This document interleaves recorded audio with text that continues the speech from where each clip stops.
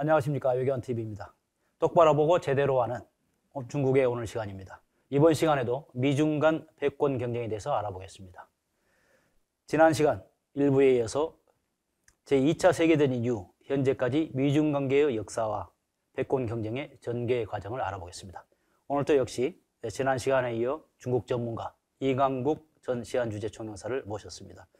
대사님, 2차 세계대전 이후 현재까지 약 80년 정도 지났습니다만 그동안 이제 국제관계를 보면은 미국과 러시아 관계는 1990년까지 이제 미소 냉전, 그리고 이제 소련의 와해 이후에 탈냉전, 그리고 21세기 들어와서는 다시 또 뭐 신냉전이라고 부를 만큼 이제 관계가 좀 이제 갈등이 이제 진전이 되고 있고, 미국과 중국과의 관계 측면에서 보면은 중화인민공화국 수립 이후에 이제 닉슨 대통령 시절 이제 미중 간의 이제 관계 설정까지, 또 그 이후에 이제 중국의 이제 성장 발전 기간, 그 다음에 이제 시진핑 이후에 이제 현재까지의 경쟁 시대, 이렇게 구분을 할 수 있을까 싶은데요. 네, 대략 그렇게 나눠 볼 수 있을 것 같습니다. 근데 저는 제2차 세계대전 이후 현재까지 있었던 몇 차례의 그 국제관계 대전환을 케난이 미국을 깨웠고, 키신저가 잠자는 중국을 깨웠으며 시진핑이 미국을 다시 깨우고 있다는 말로 표현하고 있습니다. 제가 글에 쓸 때도 이렇게 표현하고 있습니다. 1949년에 말이죠.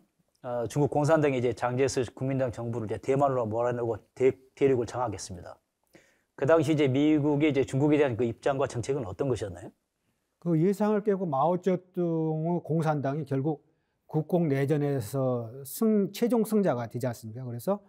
그런데 그 국공내전 과정에서 미국이 이제 정전협정을 주선하기도 하면서 어떻게 좀 무마시켜 보려고 했는데 결국 장제스 정부는 대만으로 밀려나고 말았지 않습니까?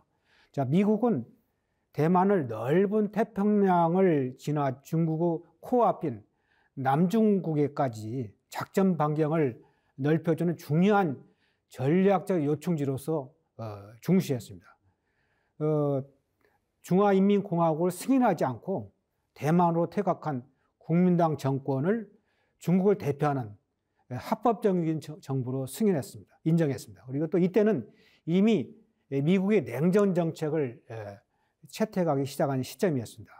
소련 주재의 그 미국 대사관에 근무했던, 당시에는 대사대리라고 했었는데, 조지 케난이 자신의 어떤 직접적인 경험, 러시아 전문가거든요. 그리고 또 확신을 바탕으로 긴 전문, 영어로 롱 텔레그램이라고 하는데 작성하여 워싱턴 국무성에 보고를 합니다.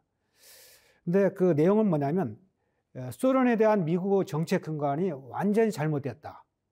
그리고 소련의 평창 지향적 경향을 장기간 끈질기게 확고하고 물샐 틈 없이 봉쇄해야 된다고 역설했습니다. 이 전문은 미국 내에서 커다란 반향을 불러일으키게 됐습니다.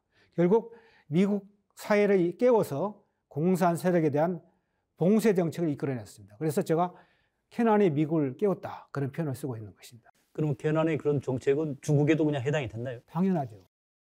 그래서 이 정책에 따라서 미국은 대한민국 정부 수립을 지원하고 북한 공산군의 6.25 남침이 있자마자 파병을 신속하게 결정합니다. 미국이 즉각적인 파병 결정을 한 것은 소련의 팽창 정책을 한반도에서 저지함으로써 제3차 세계대전의 고리를 차단하고자 하는 의도가 작용했습니다. 그렇죠. 네. 그런 이제 그 6.25 전쟁이 이제 중국, 그 당시 중공이라고 우리가 불렀습니다만은, 뭐 항미원조 또는 보과위국이라는 그런 명분으로 중공군을 대거 참전시켰습니다. 뭐 자관 그 선전포고도 안 하고 조용히 돌아가지고 그냥 수십만 명이 들었습니다. 작년에는 뭐 장진호 전투를 소조로 해가지고, 장진호 전투는 실제적으로는 중공군이 엄청나게 그 전사하고 패퇴한 그런 전투인데. 그래서 장진호 전투는 자기들이 이긴 거라고 뭐 그렇게 해가지고, 물론 이제 미국 그 해병대가 이제 철수한 결국은 철수를 했습니다만은. 네. 그 철수하면서도 그 중공군한테 엄청난 피해를 입히고 이제. 그 장진호 전투에 대해서 간단히 좀 말씀드린다면, 웨가더 장군이 인천 상륙 작전을 성공하고 아주 빠른 시일 내에 서울을 수복하고 38선을 넘지 않습니까? 네. 물론 38선을 넘을 때 좀 지체를 했어요. 유엔의 어떤 승인을 받아야 하기 때문에 거기서 약 일주일 동안 지체를 하고 결국 그래서 올라가서 평양을 점령하고 그랬는데 결국은 이제 중공군이 개입을 해서 어렵게 했는데 장진호 전투가 이제 장진호까지 올라갑니다. 올라가는데 그때 그 미국 해병대 그 사령관이 올라갈 때 그 활주로 같은 걸 다 만들어 놓고 간 거예요. 예. 근데 이제 그 중공군이 개입을 했는데 어마어마한 병력이 들어왔거든요. 그래서 포위했는데 이제 퇴각을 합니다. 근데 그 미국 해병대가 활주로를 만들고 올라갔기 때문에 그래도 원활하게 퇴각을 했다. 그런 이야기인데 그때 중공군도 많이 죽었습니다. 근데 많이 죽은 이유 중에 하나가 뭐냐면 그 중공군이 그 솜으로 된 그러한 옷을 입었다는 거예요. 예, 예. 근데 이제 전투를 하다 보니까 땀이 나지 않습니까? 근데 또 날씨는 어마어마하게 춥고 영하 30도 이렇게 되니까 얼어버린 거예요. 그래서 동상으로 많이 죽었다는 그런 이야기가 있습니다. 장진도 전투는 이야기가 맞습니다. 그렇죠. 예. 근데 이제 그런 남의 나라의 그 아픈 그것을 자신들의 이제 애국심 고취에 이제 사용하면서 조금 이제 우리한테는 느낌이 이제 상당히 불쾌한데요. 그런 이제 그 6.25 참전을 이제 중공군들이 함으로써 미국이 이제 그 중국에 대해서 갖는 그런 생각이 예. 상당히 이제 적대적으로 이제 바뀌었지 않았을까. 그렇습니다. 공세 정책이 더 이제 강화되지 않았을까. 그런 생각이 듭니다. 그렇죠. 지금 방금 이제 대사님께서 말씀하셨지만은 중공군이 개입할 때 그 미국의 빌미를 주지 않기 위해서 선전포고를 안 했거든요. 그리고 또 중국 인민지원군이라고 이제 해서 인민들의 스스로 자원해서 한 것처럼 위장을 했습니다. 결국은 중공군의 공격으로 인해서 유엔군과 국군이 이제 후퇴했습니다. 그러니까 미국은 중국에 대해서 이제 경제 봉쇄를 실시했고요. 그리고 또 1951년 2월에는 유엔 총회가 중국을 침략자로 규탄하고 한반도에서 중공군의 즉각적인 철수를 요구하는 결의안을 이제 채택하게 됩니다.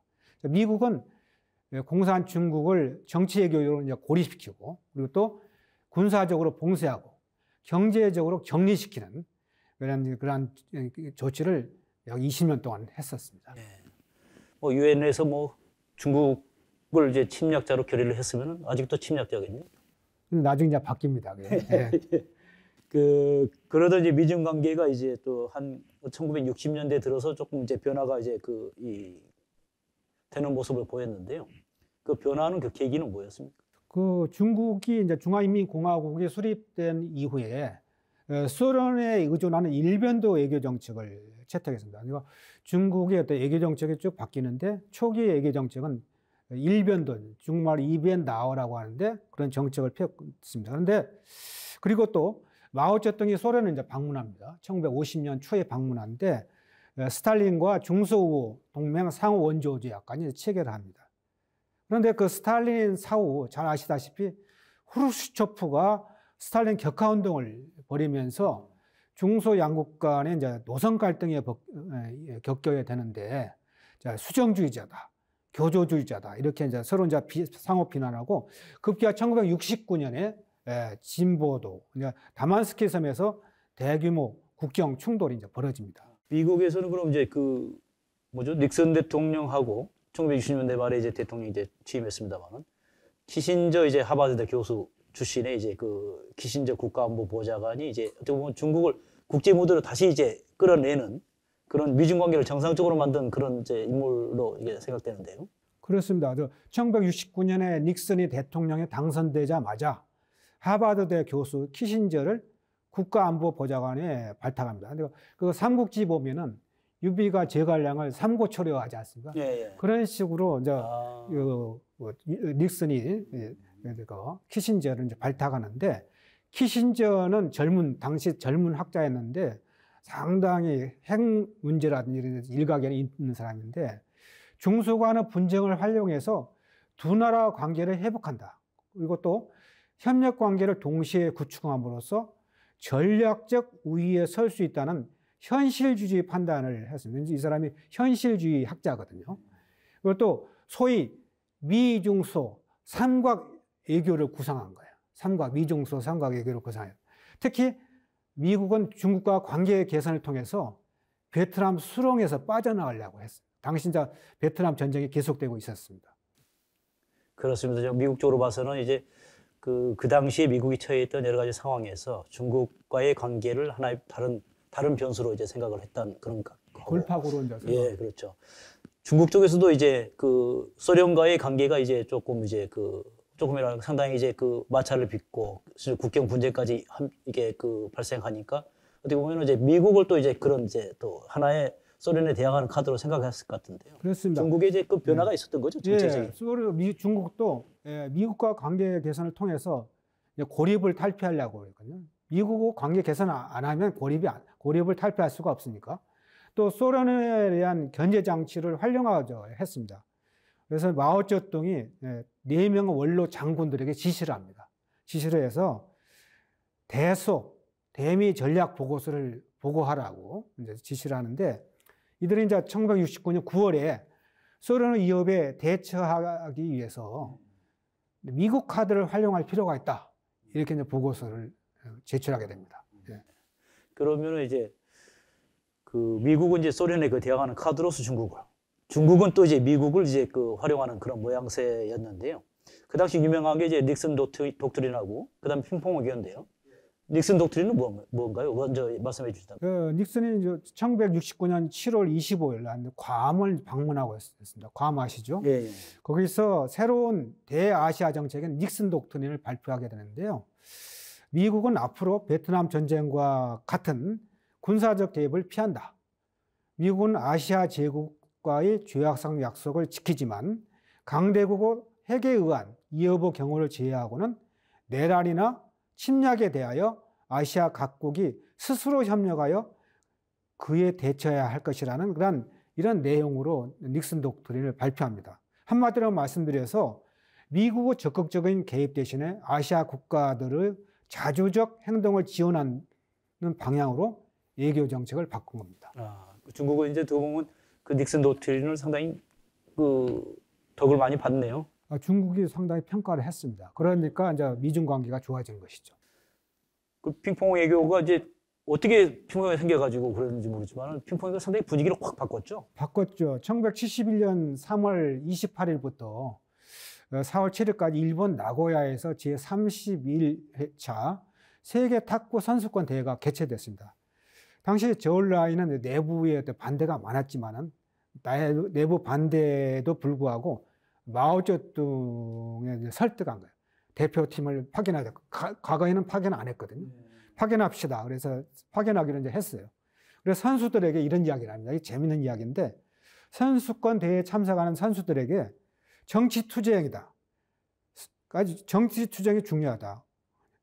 이건 정치투쟁이다. 이게 우리가 지금 그 탁구 선수권 대회에 참석하지만은 이건 정치투쟁이다. 그래서 우정이 첫째고 경쟁 그 다음이다. 이렇게 강조할 정도로 탁구 대회를 대미 관계 개선의 기회로 인식했습니다. 또 중국 대표팀의 참가를 관계 개선 기회로 닉슨 정부가 또 포착한 거예요. 그래서 그 미국인의 중국 여행 제한을 해제하기로 방침을 정하면서 그 입장을 중국에 전달합니다. 전달하면서 양국의 탁구 교류를 이제 제안을 해요. 양국에서. 그런데 이때 이제 중국 외교부는 미국 대표팀 초청이 시기상조다.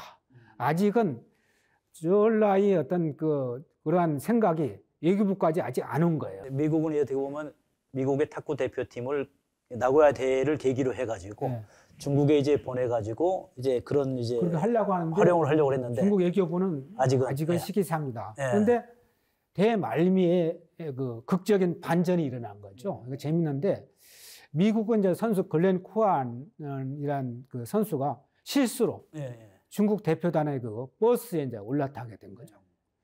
근데 좀 어색하지 않습니까? 그렇죠. 원래 적성 국가의 선수가 들어오니까 그러니까 그 어색해진 분위기를 깨기 위해서 중국 팀의 탁구 영웅자 주앙쩌둥이라는 그런 남자 선수가 있는데 코안에게 다가가서 인사를 나누면서 중국어 명산의 황산, 저도 황산 올라가 봤거든요. 네. 황산에 그려진 수건을 이제 선물합니다. 수건. 그래서 일이 벌어진 거예요? 그렇죠.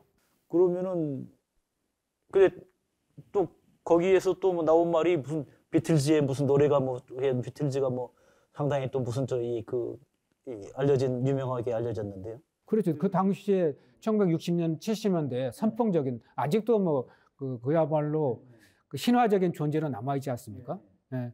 근데 이제 그 코안이 중국 선수단 차량에 동승한 사실을 기자단이 알게 됐어요.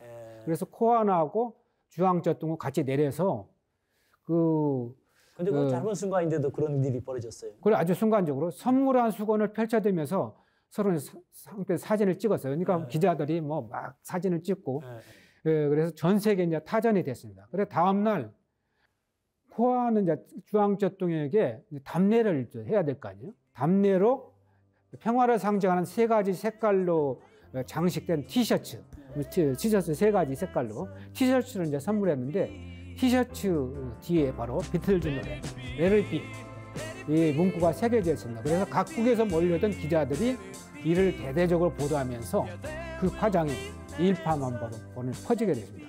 자, 대폐막 마지막 날 하루 전날 밤에 마오쩌둥이 이런 내용이 보도된 것은 접하게 된 거예요. 그래서 어떤 이야기를 하냐면 주앙쩌둥은 훌륭한 탁구 선수일 뿐만 아니라 아주 유능한 애국가이다. 이렇게 칭찬하면서 미국 대표팀을 중국에 초청을 하고 이렇게 지시를 합니다. 닉슨 대통령도 즉각 이에 동의하면서 역사적인 핑퐁 외교에 막이 올리는 것이죠. 예.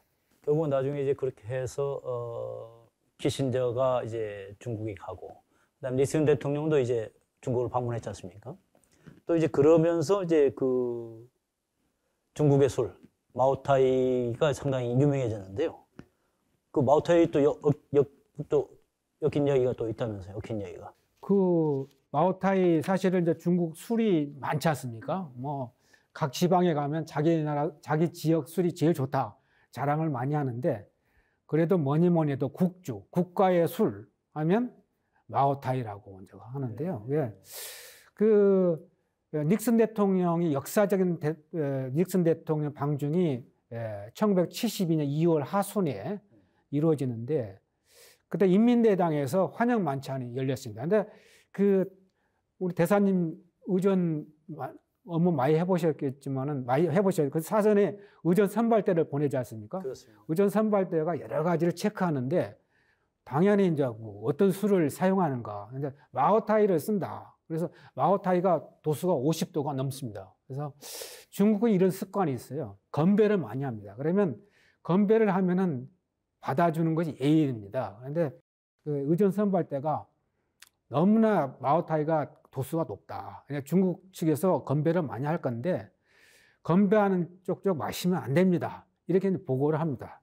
근데 닉슨 대통령이 방문했을 때 인민대당에서 이제 만찬할 때 중국 측에서 또 당연히 이제 건배 제의를 했습니다. 근데 닉슨 대통령이 사양하지 않고 쭉 마셨다는 거예요. 네. 닉슨 대통령이 상당히 주장이 있었던 거예요. 네. 네.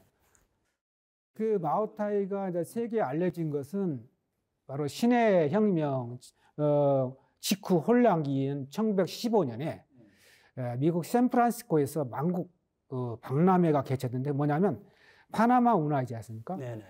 파나마 운하의 개통을 기념하기 위해서 샌프란시스코에서 만국 박람회가 개최됐는데 마오타이도 출품이 됐어요.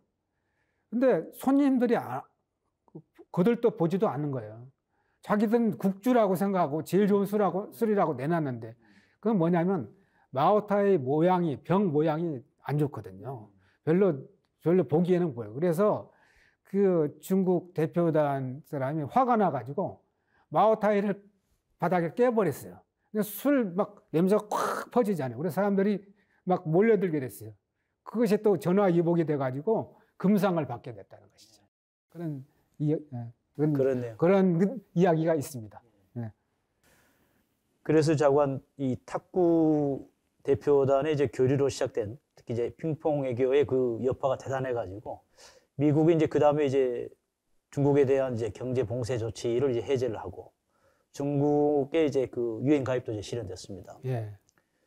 이제 뭐 그 와중에 또 일본은 또 이제 미국의 이제 그런 움직임에 이제 놀래가지고 먼저 미국에 앞서서 이제 대사급 외교 관계를 수립했습니다. 또 이제 주변 관계, 주변 국가 관계, 미국의 주변 국가 관계에서도 상당히 이제 여러 가지 이제 그 상황 변화가 생겼는데요. 자관 핑퐁 외교가 상당히 그런 그런 의미에서 파장이 큽니다. 그 핑퐁 외교의 그런 하나 의미를 정리를 해주신다면. 그 좀 정리를 좀 해드린다면 뉴욕 타임즈와 워싱턴 포스트 유력 일간지들이 이제 우호적인 여론을 이제 조성을 했습니다. 그리고 또 일부 언론은 미국 탁구단 선수권 초청에 대해서 닉슨 행정부가 중국 유엔 가입 승인으로 이렇게 화답해야 된다. 이렇게 이제 해서 정치적으로 좀 확장해야 된다. 그런 요구를 했습니다. 자, 핑퐁 외교 나비 효과는 상상을 초월했던 거죠. 자, 닉슨 행정부는 중국을 한국전쟁 개입 후 부과한 대종무역 제재를 이제 해제했어요. 제가 대종무역 조치했다고 했지 않습니까? 그걸 해제를 하고 또 닉슨은 자기가 재임 중에 중국을 방문하고 싶다. 이제 그런 이야기를 했고요. 또 이제 진전이 되는데, 자, 중국은 파키스탄을 통해서 미국에게 대통령 특사 파견을 제의합니다. 그러니까 미국이 이제 닉슨 행정부가 파키스탄을 통해서 파키스탄이 매우 중요한 역할을 하는데 정상회담에 앞서서 키신저와 저울라이 간의 어떤 그 비밀 회담을 제안한 그런 답신을 이제 보내게 됩니다. 그래서 키신저가 아주 몰래 파키스탄을 경유해서 중국을 방문하게 됩니다. 키신저 비밀 방중은 미중 양국 관계뿐만 아니라 국제사회에 상당한 파장을 이제 일으켰는데요. 바로 일본이 이제 놀랐어요. 그래서 그때 다나카 수상이 있었는데 미국보다 훨씬 앞서서 중국과 대사급 외교 관계를 맺게 됩니다. 그래서 올해가 중국과 일본 수교 50주년입니다. 우리는 30주년인데 50주년입니다. 그리고 또 소련도, 그러니까 중국과 미국과의 어떤 밀착의 위협을 느꼈어요. 그래서 소련이 미국과 어떤 관계 개선에 더 노력을 하게 되는 것이죠. 자, 미중 관계는 급속도로 가까워졌죠. 바로 그래서 1971년 10월에 중국이 대만을 밀어내고 유엔에 가입한 동시에 상임이사국이 된 것이죠. 그리고 또 이듬해 2월 하우스는 역사적인 닉슨 대통령의 이제 방중이 이루어지고 상하이 커뮤니케가 발표된 것이죠. 예. 그런 다음에 이제 마오타이가 이제 국제적으로 알려지게 되고요. 예. 그렇게 보면 이제 키신저 이 국무장관이 이제 잠자는 중국을 깨운 그런 셈이 됐네요. 그렇습니다. 미국과 이제 그 중국 간의 이제 그 공식적인 관계는 언제 수립이 됐나요? 공식적인 관계는 1979년 1월 1일 날 이루어집니다. 예. 그런 다음에 이제 어떻게 보면 이제 대만하고 이제 관계도 미국이 이제 끊어야 되는데 예. 하나의 중국을 이제 이라는 원칙을 이제 한다면은 예. 미국과 대만과의 관계는 어떻게 됐습니까? 지금 이제 역사적으로 이제 몇 개의 이제 커뮤니케 공동 성명이라고 있는데 이제 첫 번째가 1972년 2월 27일 날 닉슨 대통령이 중국을 방문했을 때 발표한 것이 이제 상하이 커뮤니케입니다. 왜냐가 그때 각자의 입장을 이제 발표한 걸로 됐어요. 자, 중국은 어떻게 했냐면 중화인민공화국 정부는 중국의 유일한 합법 정부이며 대만은 중국의 일개성이다 이렇게 주장했고요. 미국은 대만 해협의 양측에는 모든 중국인들이 중국은 하나밖에 없으며 대만은 중국의 일부라고 주장하고 있다는 점을 인식한다. 미국 정부는 이 같은 입장에 이의를 제기하지 않는다. 이렇게 이제 했습니다. 그리고 또 이제 당시에 미국이 대만에 이제 미군을 주둔하고 있었는데 이것을 서서히 감축해서 완전 철수하겠다. 이런 약속을 하게 되는 거고요. 그리고 또 미중 양국이 1979년 1월 1일에 외교관계 수립을 하면서 수교 공동성명을 발표합니다. 이 공동성명에서 바로 상하이 커뮤니케에서 나온 그런 내용을 다시 재확인하게 됩니다. 그리고 또 중국은 미국 국민이 대만 주민과 상업, 문화 및 기타 비공식 접촉을 계속하는 것을 인정했습니다. 그리고 또 한편 미국 의회는 이제 왜냐하면 아까 말씀하신 대로 중국과는 이렇게 관계를 맺는데 대만은 좀 서운하지 않습니까? 그러니까 미국 의회가 대만 관계법을 이제 통과시킵니다. 그래서 상업적, 문화적, 여타 인적 교류를 지속하고 대만의 방어적 목적 무기를 계속 판매한다는 내용이 포함된 대만 관계법을 이제 통과시키는데요. 대만 안보에 대한 관여를 지속하겠다는 점을 명확히 한 것입니다. 그래가지고 공식 관계를 수립한 이후에는 이제 미국이 이제 대중 관여 정책을 이제 계속 이렇게 펼치면서 중국은 이제 국제 경제 무대에 이제 계속 이제 속속 등장을 하고, 그 다음에 이제 경제 발전 이제 기틀을 다져 나가는 그런 이제 시기를 맞이했는데요. 거기에 따라서 또 덩샤오핑은 이제 그 실용주의적인 경제 정책을 취해가지고 또 이제 뭐 대외 정책도 도강량의 그런 이제 정책으로 이제 중국의 이제 어떻게 보면은 그 모습을 조금 드러내지 않고 세계 질서에 이제 따라가는 그런 모습. 그럼 어떻게 보면 이제 그런 기간 중에는 미중 관계가 원만했다고 말할 수 있죠. 아주 좋았죠. 우리가 개혁 개방의 기치를 내걸었던 그 덩샤오핑의 입장에서는 미국은 정말 필요한 존재였습니다. 미국은 중국의 글로벌 시장 경제 체제 질서에 편입하는데 많은 도움을 줬습니다.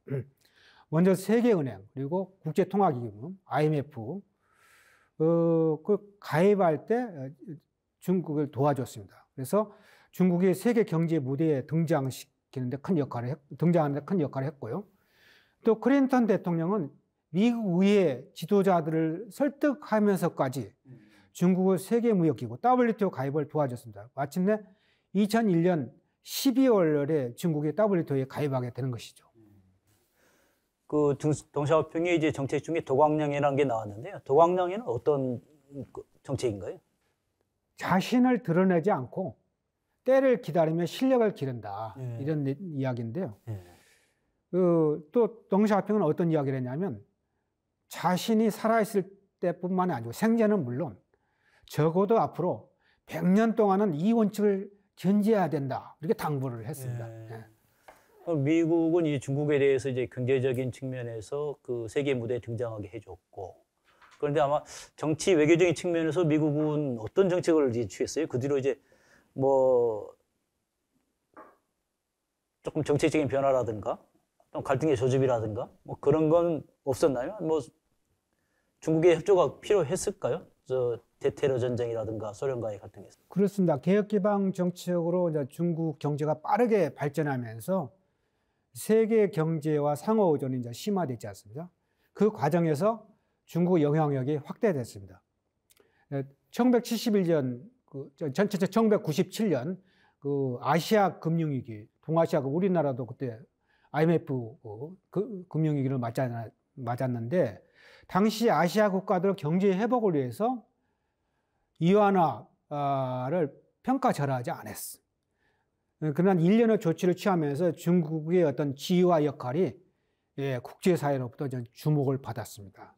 그러면서 서서히 강대국으로 부상했다. 그런데 2001년 9.11 테러가 이제 발생했지 않습니까? 그래서 미국이 이제 대테러전에 이제 집중할 수밖에 없게 됐어요. 아프가니스탄 그리고 이라크 수렁에 빠져버렸습니다. 반면에 중국은 국력을 기르고 영향력을 확대해 나갔어요. 당시에 제가 미국 외교관을 자주 만났죠. 근데 그 외교관이 중국의 영향력 확대에 미국은 속수무책이다. 이런 이야기를 한 적이 있습니다. 그렇죠. 이제 미국이 이제 그 전 세계적인 문제에 또 여기저기에 또 그 위기 관리에 이게 빠져 있다 보면은 스스로 이제 이게 그 힘을 기르는 데는 미국도 좀 팀에 붙였을 테니까요. 중국은 뭐 힘을 계속 기르던 거죠. 그러게 말입니다. 그 뒤로 이제 중국의 이제 역대 지도자, 그러니까 덩샤오핑 이후에 이제 나오는 지도자들은 이제 미국과의 관계를 이제 덩샤오핑의 하나의 이 정책을 계속 이어가면서 따라서 했겠죠. 그렇죠. 당시 중국 지도자들은 중국의 지속적 경제 발전을 위해서는 세계 평화와 안정이 필요하다. 그러니까 중국 경제 발전은 지역 경제와 세계 경제에도 이익을 제공함으로써 세계 평화와 안정에 기여한다는 이 점을 강조했습니다. 제가 중국에 근무했을 때 그걸 많이 들었거든요. 그런데 중국 국력이 신장되면서 바로 중국 위협론이 나온 거예요. 그러니까 중국 지도자들은 그 평화 굴기론, 또 평화 발전론, 조화 세계 등을 제기해 가면서 국제사회에 책임을 지면서 평화적으로 부상하는 강대국이 될 것이다. 이런 이야기를 했거든요. 그래서 기본적으로 덩샤핑 이후 장점인 후진타오 이런 지도자들은 덩샤핑의 정책 방향을 계속 유지했다고 볼 수가 있습니다. 그렇죠. 그렇지만 이제 아까 말씀하신 대로 2008년 이제 세계 금융위기로 이제 미국을 비롯해 가지고 선진국 경제가 이제 주춤한 그 시기에 중국은 이제 바로 이제 독일을 따라잡고 그 다음에 2010년에는 이제 결국은 일본을 이제 경제에서 앞지르게 됩니다. 예. 그러는 바로 그런 그 즈음에 시진핑이 이제 중국의 지도자로서 2011년도에 이제 등장을 하죠. 그렇죠. 예. 근데 시진핑이 등장하면서 이제 중화민족의 이제 그 부흥의 유대한 꿈, 중국몽이라는 이제 기치를 내세웁니다. 그러다면서 이제 대내의 정책이 어느 정도 변화가 있었을 텐데요. 시진핑 등장 이후 중국 외교가 뚜렷한 변화를 보이고 공격적으로 이제 변화하게 되는데, 자, 시진핑 외교는 미국과의 신형 대국 관계 정립을 통한 국제 정치의 주도권 확립이 핵심 전략입니다. 주도권을 잡겠다는 거예요. 그러니까 1대1로 전략을 추진하고 또 아시아 인프라 투자은행을 설립하고 이완화 국제화를 이제 적극적으로 추진하고 이런 그런 움직임을 보여왔지 않습니까? 또한 시진핑은 신형 국제관계를 바탕으로 세계 평화 발전과 질서, 국제적 책임에 적극적으로 기여하는 인류 운명 공동체 건설을 천명했어요. 많이 들어봤죠? 이는 중국 스스로 외교 규범과 철학, 질서 형성을 지도하겠다는 것으로서 큰 틀에서 세계 질서를 만들어가는 룰세터로서의 역할을 강화하겠다는 뜻으로 보입니다. 이제 국력이 상승한 상황에서 미국의 주도에 그대로 동의하거나 순응하지는 않겠다는 것입니다. 그리고 중국은 핵심 이익을 강조하면서 예배부 세계에 맞추어 자신을 조정하기보다는 국제 무대에서 자신의 목소리를 내고자 합니다. 바로 국제사회에서 패권 추구를 반대한 덩샤오핑의 도광양에서 벗어나서 해야 할 일을 적극적으로 한다는 분발의 외교 기조로 좀 바꿔가고 있다, 이렇게 평가할 수가 있습니다. 그 대사님께서 말씀하신 이제 시진핑이 외교 정책으로서 신형 대국 관계를 주장했다는 말씀하셨는데요. 심지어는 이제 그 시진핑은 이제 그 미국과의 이제 그 미국 정상회담에서 태평양은 크니 동쪽은 미국이, 서쪽은 중국이 갖겠다, 뭐 그런 식으로 말을 하고, 이거 뭐 16세기 뭐 저 스페인하고 포르투갈이 이제 뭐 그게 세계를 그냥 절반씩 나눠서 갖는다는 그런 예 발상하고 좀 비슷한 그런 건데요. 뭐 그 어떻게 보면 중국이 이제 동북아시아는 물론 이제 뭐 태평양까지 이제 그 본인의 영향력, 뭐 어떻게 보면 핵심 이익 뭐 그런 식의 좀 주장까지 하면서 본인의 이제 그 권리를 주장한다는 것은 바로 패권 경쟁을 시작하겠다, 패권을 주장한다, 그런 말하고 같은 거예요. 그래서 2013년 6월에 미중 정상회담에서 시진핑 주석이 오바마 대통령에게 이런 이야기를 했다고 합니다. 뭐 발표한 건 아닌데 그런 언론에 많이 나오는데, 뭐냐면 중국 속담에 이런 속담이 있다는 거예요. 하나의 산에 두 마리 호랑이는 살 수가 없다. 그렇죠. 호랑이 그 활동 반경이 넓습니다. 그죠? 근데 그 속담을 이제 부정하면서 태평양은 매우 넓다. 그러니까 넓기 때문에 두 마리의 호랑이가 살 수 있지 않겠느냐, 이런 이야기를 했다는 거예요. 그래서 오바마 대통령이 대답을 안 했다는 이야기가 있는데, 동북아를 비롯한 서태평양 지역을 자기 영역으로 만들겠다고 이제 말한 것이다. 이렇게 이제 평가를 받고 있죠. 또 시진핑이 이제 그 대외 정책의 또 그 큰 것 중에 하나가 1대1로 정책인데요. 1대1로 정책은 어떤 정책인가요? 아시아, 아프리카 여러 나라에서 이제 그 중국의 이제 경쟁력을 앞세워 가지고 진출하고 그런 모습이 이제 상당히 많이 눈에 띄는데요. 부작용도 꽤 있죠. 사실 제가 1대1로에 관한 책을 2권이나 쓴 적이 있습니다. 아, 네. 그러세요? 예. 그런데 그 2013년 시진핑 주석이 이제 제안을 했는데, 자, 실크로드 영광을 재현하고 중국의 꿈을 실현하기 위한 대규모 대내 구상입니다. 그런데 그 이제 부정적인 측면을 좀 말씀을 드리겠습니다. 긍정적인 측면도 많지만은 그 1대1로 프로젝트 건설 과정에서 여러 나라의 이제 대규모 자본이 투입되는데 필요한 노동력, 자재, 그리고 기계 설비 등을 다 중국에서 가져옵니다. 그러면 그 나라, 그 현지에서는 별로 이제 혜택을 현지에서는 못 별로- 받는 거예요. 예, 노동력까지 오니까. 그리고 중국은 지분을 확대하면서 이제 운영권을 이제 확보합니다. 그리고 단지를 개발할 때도 패키지 형태로 개발해서 중국 경제 영토를 확장하다시피 하는데. 근데 이제 그 인프라 투자를 이제 해당 이제 국가에서는 절실하지 않습니까? 그러니까 투자와 이제 중국의 투자와 이제 차관을이라는 그 당근을 이제 주는 거예요. 그러면 영향력이 확대하려는 그런 숨은 의도가 있다는 거죠. 자, 대규모 인프라 투자와 차관 제공이라는 달콤한 유혹으로 인해서 해당국들이 빚의 함정에 빠져버린다는 거죠. 빚의 함정에 빠져. 자, 이것은 이제 채무 장부 애교라고 하는데 개발도상국의 거액의 인프라 건설 자금을 빌려준 뒤에 이를 지렛대로 해서 해당 나라에 대한 경제뿐만 아니라 애교 군사적 영향력을 키우는 방식입니다. 이게 대표적인 사례가 스리랑카 한바토타 항구인데요. 항구 운영권을 중국이 확보를 해버렸습니다. 99년인데 사실상 확보를 해버린 겁니다. 그리고 또 중국이 이제 특히 항만 투자를 많이 합니다. 많은데 물류 거점을 확보하고 해군 기지 네트워크 구축을 모색한다고 이제 평가를 받고 있는데, 자, 이건 진주 목걸이 전략이라고 그래요.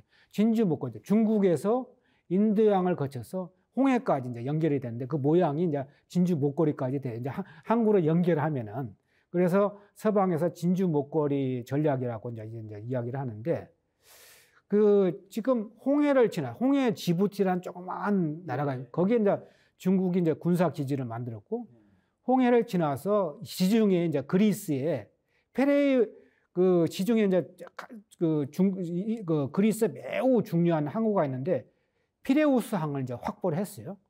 또 그 이탈리아의 트리에스테 항과 제노바 항의 어떤 투자와 개발에 이제 참여를 하고 있습니다. 그러니까 엄청나게 공격적으로 좀 나가고 있습니다. 아프리카나 아시아 일부에서 그 중국의 1대1로 사업하면서 벌이는 모습을 보면은 그 사규문까지 하는 우리 이 한국의 일부 그 조폭들의 행태가 이제 조금 약간 연상이 되는데요. 뭐 그렇게까지 표현할 필요는 없는데 어쨌든 아프리카까지 많이 진출해서 자원 확보라든지 그런 측면에서 아주 적극적인 행보를 보이고 있다는 이야기를 많이 듣고 있습니다. 중국의 이제 이런 이제 패권주의 행보에 대해서 이제 미국 정치계, 그다음에 지식인층에서 이제 우려와 경계의 목소리가 이제 커지는데요.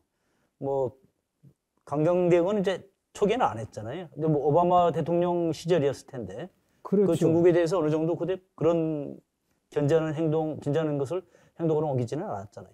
그 오바마 정부도 중국 부상을 인식을 해서 아시아 핵위 전략, 피보트 투 에이시아라고 하고 아시아 재균형, 리리프 밸런싱 전략을 이제 실시했는데, 그러나 중국을 동반자라고 했습니다. 파트너다. 그래서 봉쇄하는 정도는 아니었다고 이렇게 할 수가 있습니다. 그렇게 보면 이제 트럼프 대통령이 들어서면서 이제 중국에 대해서 이제 강경한 정책을 취하기 시작했는데, 예. 그 당시에 이제 미국 트럼프 행정부, 그 다음에 이제 미국 정치권의 중국에 대한 그 시각이 어땠어요? 그 미국 사회에서는 중국을 잘못 보고 도와준 결과 경쟁 상대를 키웠다는 인식이 이제 대두가 됐습니다. 잘못 봤다. 자, 공산당 일당 독재가 여전하지 않느냐. 원래는 그 도와주고 그러다 보면 민주주의 어떤 그러한 것을 받아들이고 결국 미국과 비슷하게 될 거라고 봤는데 오히려 공산당 체제가 더 강화되고 있고 또 경제력뿐만 아니라 군사력도 급속도로 커지고 있다. 그래서 미국이 너무나 안이해했다. 그런 반성이 제기됐습니다. 자, 시진핑 주석이 중국몽 드라이브를 이제 강력히 전개하자 중국을 견제한다는 인식이 크게 이제 확산이 됐습니다. 중국인 덩샤핑이 제시한 도광양의 전략을 계속 견지했다면은 미국은 중국 야망을 제대로 인식하지 못했을 수도 있습니다. 그런데 시진핑의 등장으로서 중국의 야망을 확실히 알게 됐습니다. 현재 미국 사회는 여러 가지 문제로서 공화당, 민주당 진영으로 갈려서 있습니다. 그런데 중국 문제에 관해서만큼은 일치된 상황이라고 합니다. 바로 시진핑이 미국을 다시 깨운 것이라고 볼 수가 있습니다. 그런 이제 그런 상황들을 이제 트럼프 행정부가 어떻게 보면 반영해가지고 중국에 대해서 이제 조치를 취하고 정책으로 이제 그 움직인 게 있지 않겠습니까? 예. 어떤 정책들을 실제로 이제 움직였습니까? 그러니까 이제 트럼프 정부는 인도 태평양 구상을 이제 제시했어요.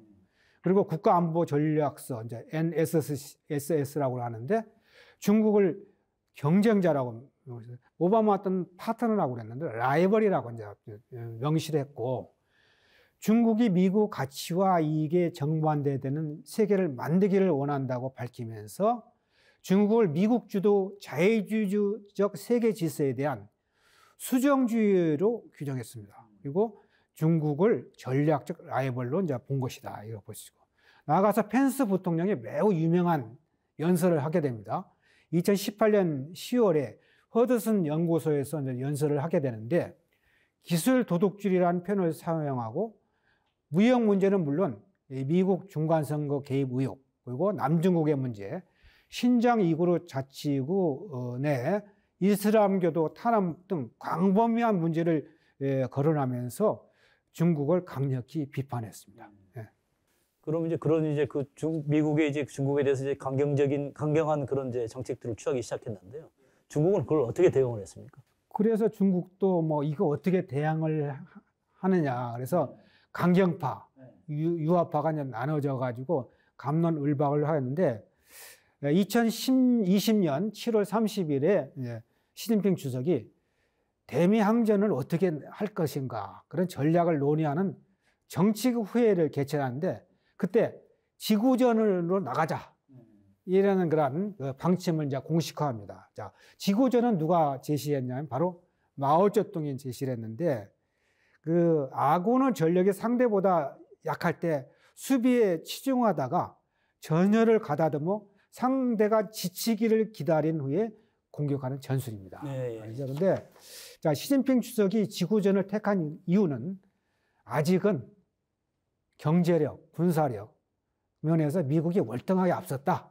그리고 첨단 과학기술이 또 미국이 앞섰다. 이런 사실을 인정한다. 그러나 중국이 가진 강점이 있다는 거죠. 인구가 14억이다. 14억에 기반한 내수시장. 그리고 또 세계 제2로 부상한 경제력. 그렇죠? 경제 규모를 바탕으로 실력을 기르면 시간이 갈수록 유리한 위치를 점할 수 있다. 이런 생각하에 지구전 전략을 이제 편 거죠. 자, 그래서 이제 미국과 중국 간의 이제 그런 갈등과 경쟁이 이제 정치 외교 측면에서부터 이제 경제 통상 계속 번져나가고 있는데요. 경제 통상 부분은 이제 다음 시간에도 이제 다루기로 하고 우선 이제 뭐 정치 외교 이런 또 이렇게 경제 통상까지 이 전반적인 그런 이 경쟁 구도가 놀라운 것은 이제 트럼프 행정부 그 시대 공화당에 국한되는 문제가 아니라 심지어 트럼프 이후에 이제 바이든 행정부까지도 그런 이제 중국에 대한 인식은 거의 뭐 이게 공감대가 형성돼 있지 않느냐. 같은 인식을 가지고 중국에 대한 두려움이 미국 내에 쭉 퍼져 있다는 이야기죠. 그렇죠, 저게. 그러니까 미국은 이제 방금 제가 시간 이야기했는데 시간의 중국 편이라는 것을 두려워합니다. 시간이 가면 중국이 더 세진다 이거죠. 그래서 중국은 경제적으로 미국보다 빨리 성장하고 있지 않습니까? 자, GDP 3분의 2 룰이라는 것이 있습니다. GDP 3분의 2 룰이라는데 이건 뭐냐면 기존 패권국이 신흥 강대국을 견제하는데 효과를 거두려면 GDP 규모가 60%에 못 미쳤을 때 해야 된다는 것이죠. 자, 미국은 9.11 테러, 2008년 금융위기로 인해서 중국을 제어할 수 있는 기회를 놓쳐버린 거죠. 중국은 1997년 아시아 금융위기 그리고 2008년 세계 금융위기를 통해서 약진했습니다. 그래서 현재 중국의 GDP는 미국 60%를 훨씬 상회하고 있습니다. 그리고 또 중국의 GDP가 미국의 GDP를 곧 능가할 거라는 그런 보고서가 많이 나오지 않습니까? 그래서 상당히 그래서 지금 미국이 중국에 대해서 여러 가지 어떤 그 전략을 이제 펴고 있는 것이죠. 그렇죠. 그래서 이제 트럼프에 이어서 이제 2020년 선거에서 승리해서 들어선 이제 바이든 행정부도 이제 보면은 그 트럼프 행정부에서 했던 대중 견제 그 모습을 그대로 이어가는 느낌이 들고요. 물론 이제 민주당 정부이기 때문에 조금은 다른 측면도 있겠지만은 그대로 이어가는 것 같아요. 견제하는 네. 모습이. 그런데 이제 그래도 뭐 민주당 정부니까 또 바이든은 이제 트럼프하고 다른 그런 모습이 있지 않을까 생각도 듭니다만은 저 바이든 행정부의 모습을 본다면 어떤 그 대중 정책이 있습니까? 민주당하고 공화당하고 이제 정책 이념 차이가 많기 때문에 또 그 바이든은 트럼프를 비난을 많이 했지 않습니까? 그래서 바이든이 집권하고 나서 트럼프 정책을 많이 바꾸고 폐기를 했는데 대중국 강경 기조는 그대로 물려받았습니다. 심지어 그 트럼프가 나홀로 대미중 전략 경쟁에 집중했다면 바이든은 동맹 결집을 통해서 중국에 대한 포위망을 타이트하게 치고 있습니다. 작년에 이제 쿼드 정상회의를 하고 그리고 미일 정상회담 그리고 한미 정상회담 이어서 G7 정상회의 그리고 나토 정상회의를 연이어 개최했습니다. 그 G7 정상회의 공동 성명을 보면은 신장 이후로 인권 문제 그리고 대만 문제 등 중국의 민감한 문제를 이제 제기했고 또 코로나19 기원과 관련해서 국제사회의 재조사를 이제 촉구했습니다. 그리고 1대1로에 대항해서 글로벌 인프라 지원 계획, 즉 더 나은 세계 재건 그런 계획을 들고 나왔습니다. 그리고 또 나토 정상들 공동 성명에서는 중국이 구조적 도전을 야기한다면서 안보에 대한 위협으로 규정을 했습니다. 네. 다만 중국의 이제 인권 문제, 경제적 갈등, 외교 정책, 미중 간의 이제 그런 이제 또 미러 간의 갈등이 심화되면서 이제 일각에서는 신냉전 시대가 온 것이 아닌가 하는 이제 관측도 나오는데요. 이런 이제 막중한 현실 속에서 우리 이제 선택의 기로에 빠져 있는지, 또 선택이 가능한지, 또는 이제 균형 외교가 가능한지, 한마디로 이제 말하기는 좀 어려운데요. 우리는 좀 어떻게 해야 될지 모르겠습니다. 그동안 그 한국은 안보는 미국, 경제는 중국. 이게 바로 이제 안미 경중이라고 하죠. 그 기조하에서 한미 동맹과 한중 간의 그 전략적 협력 동반자 관계를 조화롭게 발전시키겠다는 그런 기본 원칙을 취해왔는데요. 자, 미중 경쟁이 격화되면서 미국은 한국을 확실한 동맹국으로 묶어 놓으려고 하고 중국은 한미 간 틈을 노리면서 한국을 자기 쪽으로 끌어당기려고 하는 그런 전략을 펴기 때문에 안미 경중이 설 자리가 매우 좁아지고 있습니다. 한국이 미중 사이에서 이러지도 못하고 저러지도 못하는 그런 샌드위치 신세가 되고 있다. 그런 이야기가 많이 나오고 있지 않습니까? 제가 볼 때는 그 안보는 미국, 경제는 중국이라는 이분법적 구조는 좀 어렵다고 봅니다. 이런 구조에서 벗어나서 결국은 한미 동맹 관계를 중심으로 한중 관계를 동시에 관리하는 노력이 필요하다. 이런 생각이 들고요. 한미 동맹 관계를 확실히 하고 한 바탕 위에서 중국과 협력을 모색한 방향으로 가야 하지 않겠느냐. 그런 생각이 듭니다. 좋은 말씀 감사합니다. 그렇지만 좀 어렵네요. 아주 어렵죠. 예.